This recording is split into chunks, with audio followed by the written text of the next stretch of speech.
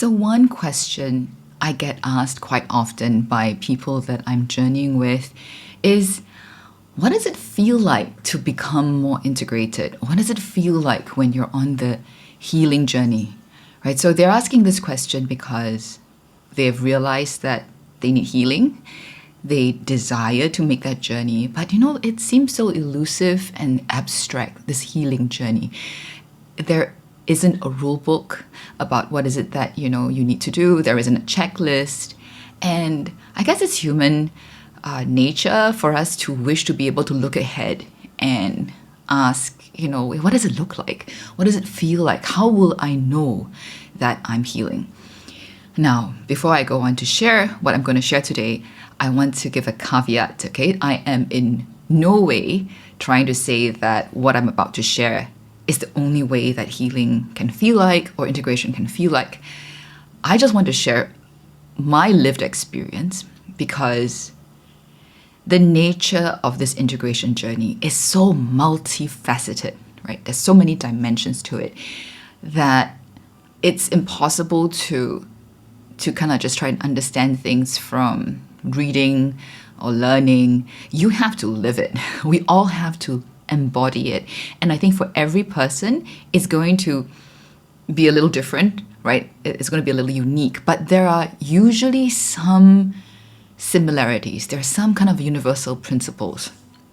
So what I want to share today is really something that I just experienced really recently. And I thought to myself, most people, myself included, usually think that when I am more healed, when I am more integrated, I won't feel the kind of anxiety and fears and insecurities that I used to or that I currently do, right? The hope we all have is that it's going to be different, and we kind of think or assume that the difference will be that the problems that I have right now, there'll be fewer of them, or I'm not going to experience them. So here's my sharing. My experience is that it's both true and not true that as we get more healed and integrated, that we won't be as affected or won't experience so much anxiety and insecurity. Okay, so first, the part that's true. I think as we become more rooted in who we are, and especially for me, my interior journey is anchored not just in myself, but in the relationship I have with God. All right? So this is the foundation. This is the soil that gives me stability, that helps me grow in security, right? So over time, I, in general, have more experiences of feeling secure, feeling more sure of myself, feeling that I'm clearer about who I am not, right? So in that sense, it is true. There's something that's different. There's a greater feeling of gravitas, right? There's a weight. There's a solidity. And I feel it in my body too. It's not just an abstract thing. It's like I feel more whole in my body. I feel like what used to be hollow and scattered is more gathered, and it gives me a certain weight, like a paperweight, right? It keeps me grounded. So on one hand, there is that experience, that growing experience of being sure about who I am. But, so here's where the assumption is kind of like not so true that what bothered us before is not going to bother us again. We can absolutely still get triggered and feel all those emotions that have plagued us in an earlier part of our journey, right? Whether it's anxiety, stress, insecurity, and immediate sense of being in fight or flight and needing to appease someone or to please someone, or being overwhelmed with guilt, with shame, all these things, all these complex emotions that we are trying to become free from, right? We all wish we wouldn't have to feel them again. We wish that we wouldn't have to deal with them again. Well, they're never going to really go away, I think. Because certainly in my experience up to now, there are things and there are triggers and there are moments where these things can all come flooding back. And in the moment when you feel them kind of like back, when you feel those anxieties, these insecurities, in the moment, it can be hard to remember that you've come so far in your healing journey, because in that moment when we're triggered, usually it's like we are identifying, in a sense, with those younger parts of ourselves that probably are still not fully healed, right? It's like we live from that. Those are the emotions that we experience. Those are the thoughts that are coming through our heads. And the programming that we have had all our lives, the scripts that have kept us in safety, right? So let's say before we become more integrated and healed, for me, my script, the programming that kept me feeling safe when I feel threatened, is to please others, is to accede to their requests. I don't want them to feel that I'm ungrateful. I don't want them to feel that I don't appreciate them. I don't want them to feel that I think that they are not important. And because I'm so concerned about what they feel, what they think, immediately my instinct is to give them what they want, is to say yes to the request. But that script is a way that I learned in my younger days to manage my environment, because when I please people, when people are happy with me, I feel kind of like a little safer, that I'm not in threat of being rejected. But that's the problem, right? Because when I keep doing that, I don't know who I am anymore. I'm just trying to be someone that people want me to be. I lose touch with my own real needs and desires. I lose touch with who God created me to be and what is it that He's actually asking me to do. If I am so concerned with giving people what they want, then I'm not really free to make that discernment, because sometimes, actually a lot of times, what God is calling me to do includes saying no to a lot of requests, and includes me taking stands, saying things, making choices that other people may not like and may disapprove of, right? So this whole interior journey has been about growing in freedom to be able to be the person that God created me to be. But like I just mentioned, I just recently had another experience where a request came in.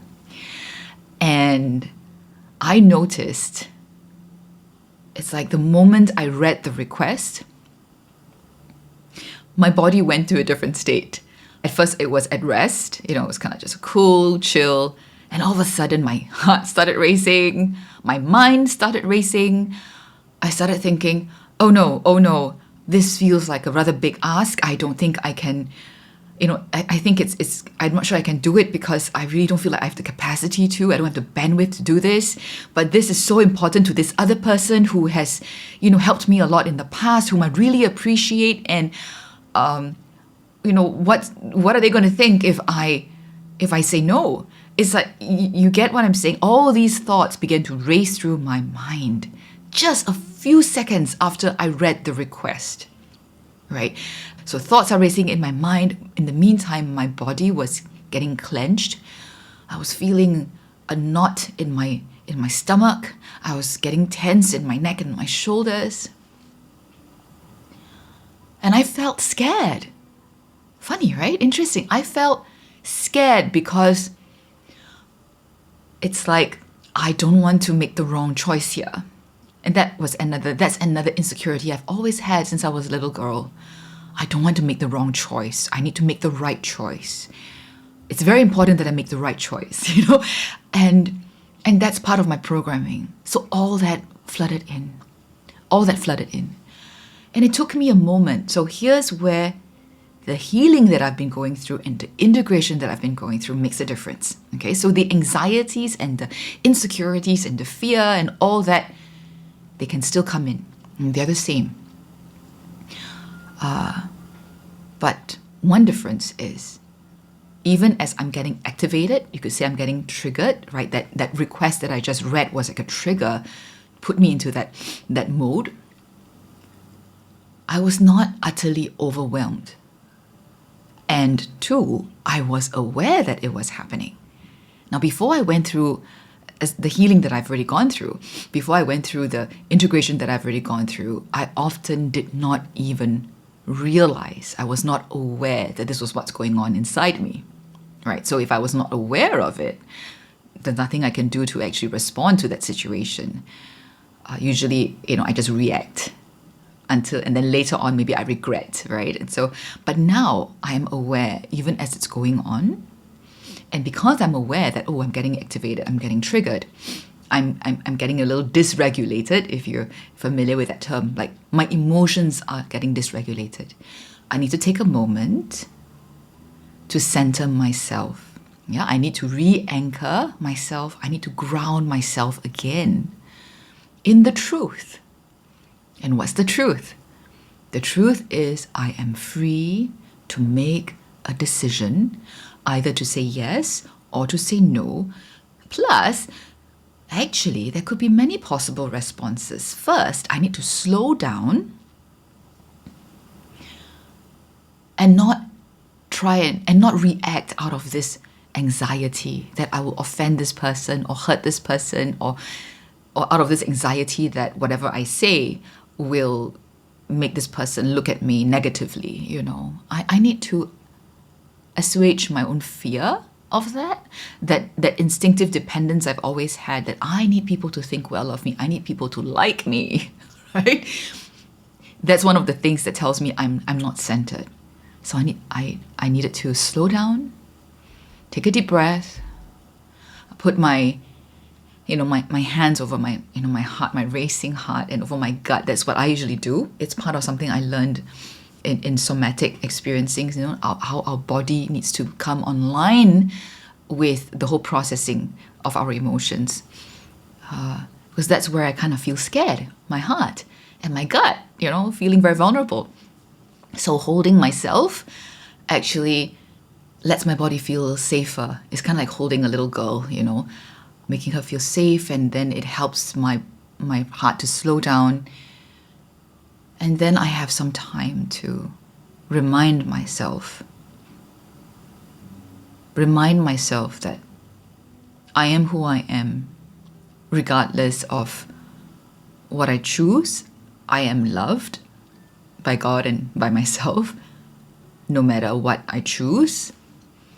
I have worth and dignity, and it doesn't matter what people think of me, how they feel about me in the moment. That doesn't change who I am, or my worth, or my dignity. Thus, I can come back to the center and just ask, well, is this for me right now in this season in my life? I can bring it into prayer. I can ask the Lord, is this part of what you're asking me to say yes to at this point? In fact, maybe even before I ask that question, I can sit with the Lord, that this is how I'm feeling, one, and say, thank you, Lord, for helping me be aware of this now, right? And then to just put it before Him, lay it before Him.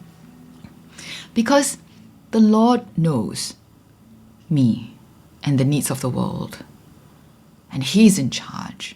And He's in control. It is not up to me to save anyone. It is not up to me to save the world. Much less likely. But it's funny how the way my whole system, when it gets activated, it feels like so much is at stake. I need to help, or else something terrible will happen. Right? So I have to remind myself, nothing real will change. Because I certainly believe that we live from eternity to eternity. Right? So in eternity, God is in control. From eternity, He holds everything. This spaciousness, this awareness of this spaciousness, that my specific decision now to say yes or no, or whatever other response may actually, come to mind once I actually have the room to really contemplative look at this problem. it doesn't change the most important things in life. It doesn't change the most important things in the world even. I have time to listen. I have time to listen to the invitation that God is giving me. And then when I felt this spaciousness, and so the heart stopped racing, I could breathe again. And then I had an opportunity to talk to someone about it, someone that I trusted. And more it's just, for me, I process better sometimes when I have someone that I can just speak out loud. I think out loud, right? And as I talked to my husband, it was my husband that I shared with, I realized, the solution is actually pretty clear. The solution in the sense of what the next right step for me to take is actually pretty clear. It's just to respond to this person's request, right, who made the request, to ask, can we have a conversation for me to understand more about what exactly this request entails? Like, what is it that you need from me, so that I just have more data, better understanding of what is it that you're asking, and then tell that person that I'm going to need to bring this into some prayer and discernment, right? Before I get back to them. It's so simple, right? I mean, that's just the next step I need to take. Everything else that happens after that, I don't need to worry about yet, because I need to take the next step first. So what I just described is an example of the difference that healing and integration has made in my life. I find that I am less reactive. The insecurities and anxieties, even panic, the shame and all that kind of thing, sometimes they can still come. And when they come, it still feels really, it's really uncomfortable. I mean, but I'm aware of it now, and it's like I can have some distance inside me from what's going on, enough that I can arrest it. And I've slowly learned over all these years what are the things I can do to help myself regulate and calm down, and then remember what I need to remember, and re-ground myself, re-center myself. And once I'm rooted again in my core identity, in who I am and in who God is, and then, then things shift inside me, and I'm no longer acting out of my programming. I regain my freedom. That's how I like to see it. I regain my freedom, because when my programming kicks in, when the scripts kick in, I am not free. I'm just instinctively just reacting, right? Because it's like my safety system has kicked into gear, emergency, and that's the system I knew in the past. I need to react. But once I know how to recenter myself, the safety system, the emergency safety system can go offline, because I am telling, in a sense, or reminding myself, including my body and my nervous system, that I have control here. Okay, or that it's okay. We're not in emergency. I've noticed, yes, I noticed that I am anxious and scared, but I know what to do. God is in control. So, the safety system can be, in a sense, it can take a break, and then I find that I'm in touch again with my higher cognition, my higher, my ability to think critically and creatively. And then I see the possibilities, and then I know what to do. So it's just incredible. I mean, I just really want to say that the healing journey is complex. It's not easy. It takes courage. It takes a lot of time, because there are many things we need to relearn or learn anew. And it takes us step by step, and we never know how far we've gone, or sometimes we wish it could happen faster, but we really don't have control over that. That's just the nature of the journey. But healing does happen, and when integration has, increased within us, then what I just shared with you is the kind of thing that you can look forward to experiencing. May not be exactly the same way as I described it, because this is my journey, right? But I would say what could be universal, what I would imagine to be universal, would be that greater self-awareness, that finding that you have greater interior freedom to regain also freedom, the interior freedom, and how to shift from trying to just act out of fight, flight, or freeze, or fawning. These are kind of like defensive mechanisms when people feel that they're not safe. We all have them and different versions of them. How to shift from that back into being grounded and in a sense of safety because God is in control and because we're not alone. And then being able to make a free choice. And often wisdom comes in, and then we see that there are many good options that we couldn't have thought of, that we had no capacity to think of when we were just in an emergency state, when the emergency safety system was on. So anyway, I hope this little sharing is helpful to those of you who are wondering, what difference would healing integration make? What does it feel like? I hope that it gives you hope, something to look forward to. And, again, the healing journey, in some ways, it doesn't ever get easier. But at the same time, because our resources, our internal resources really increase, we find that even though the journey doesn't get easier, we are still able to make the journey, and it's not more daunting than it used to be because our capacity increases too, as the journey, in a sense, gets more challenging because maybe the healing goes deeper. Well, we are also more equipped for that journey. So there's nothing to be afraid of. And I'm praying for you if you're someone who is wrestling with, your wounds, the wounds in your life right now, and you really wish to become more free. I know what that feels like. I've so been there. In a way, I'm still there, but it's just a different experience now, So I hope you enjoyed this little end chat, and take care.